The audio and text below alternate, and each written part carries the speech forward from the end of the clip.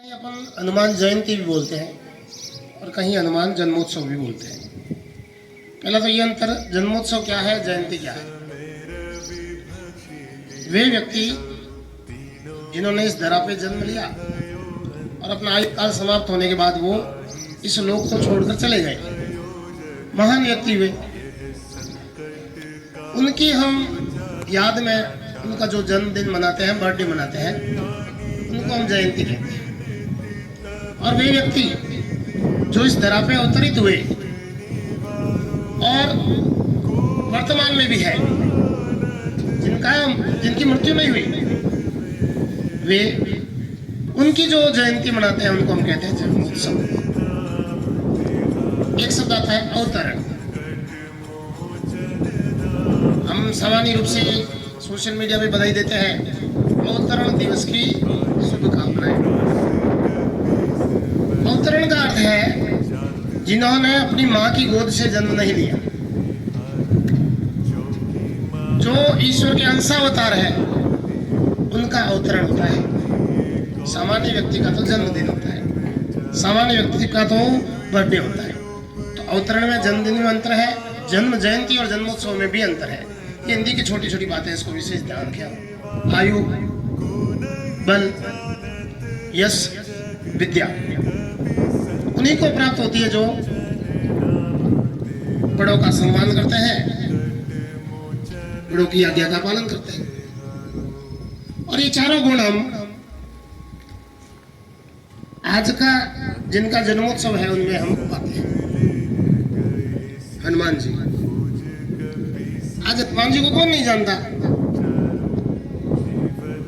लेकिन उनके कृतित्व, उनके व्यक्तित्व के चलते वे इतने महान हुए। कालों काल तक हमने याद करते हैं, आने वाले काल भी उनका स्मरण करते रहेंगे। अगर हम बल की बात करते हैं, ताकत की बात करते हैं, बल बुद्धि विद्या देहि मोहि हरसु कलेश विकार। बल की प्राप्ति कौन करता है? हनुमान जी देते हैं। आप हनुमान जी का स्मरण करें, हनुमान जी को याद करें, तो हमें उनके जैसा बनने का प्रतिफल मिलेगा और हमें शक्ति आएगी, बुद्धि। विद्यार्थी होने के नाते हमें बुद्धि की आवश्यकता होती है। और जब हम हनुमान जी का स्मरण करेंगे, अपने हृदय में ध्येय धारण करके हनुमान लगातार अनवरत याद करते रहेंगे, तो निश्चित रूप से उनकी कृपा होगी और हमें बुद्धि की भी प्राप्ति होगी। विद्या, हम विद्यार्थी है, विद्या धन अर्थी, विद्यार्थी, विद्या प्लस अर्थी।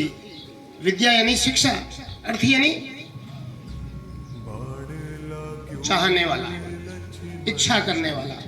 जो विद्या की इच्छा करता है वो विद्यार्थी, और हम विद्या की इच्छा करने वाले हैं। और वो आशीर्वाद हमें किससे मिलने वाला है? हनुमान जी से। सुबह प्रातः हम जब विद्यालय आए तो घर से रवाना होते समय हनुमान जी के पाठ, कौन से पाठ?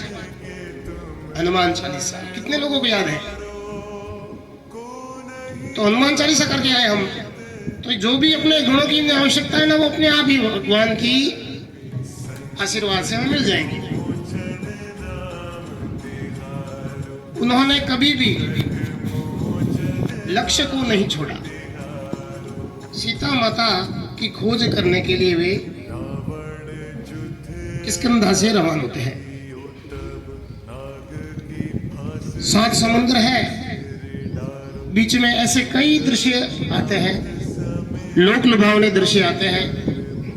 चाहे तो उसमें व्यक्ति खो जाए, लेकिन हृदय में एक विचार था, प्रभु श्री राम के पत्नी और माता सीता की मुझे खोज करनी है।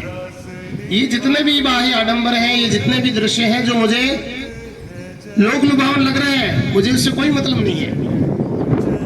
हमारे जीवन में भी ऐसे ही कई दृश्य आते हैं, हमारे जीवन में ऐसी कई लोक लुभावन, हमें आकर्षित करने वाले कई चीजें आती है और हम उसमें खो जाते हैं और अपने लक्ष्य को छोड़ देते हैं। लेकिन हनुमान जी ने ऐसा नहीं किया।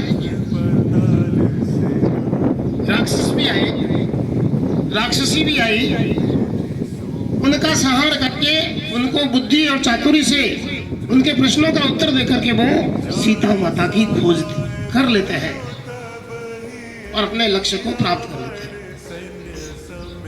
तो हमारा जीवन में जो लक्ष्य है उस लक्ष्य को हम पाए। बीच में कई आकर्षण होंगे लेकिन उस आकर्षण को हम छोड़ते हुए अपने लक्ष्य की तरफ बढ़े। ऐसे कई अनेक चीजें हैं जो हमें हनुमान जी के जीवन से मिलती है। चाहे प्रबंधन है, मैनेजमेंट देखें तो हनुमान जी का मैनेजमेंट अपने आप बहुत महत्वपूर्ण है। हनुमान जी का पूर्ण जीवन हमें आत्मसात करते रहना चाहिए और लगातार अगर हम अपने जीवन में प्रगति पथ पर बढ़ना है तो निश्चित रूप से हम हनुमान जी की गाथा, हनुमान चालीसा पढ़े और उसके एक एक शब्द को अपने हृदय में उतारे, हृदयंगम करें तो हमारे जीवन में निश्चित रूप से सफलता के सोपान मिलेंगे। तो आज हनुमान जन्मोत्सव की आप सबको पुनः हार्दिक शुभकामनाएं। जग में कभी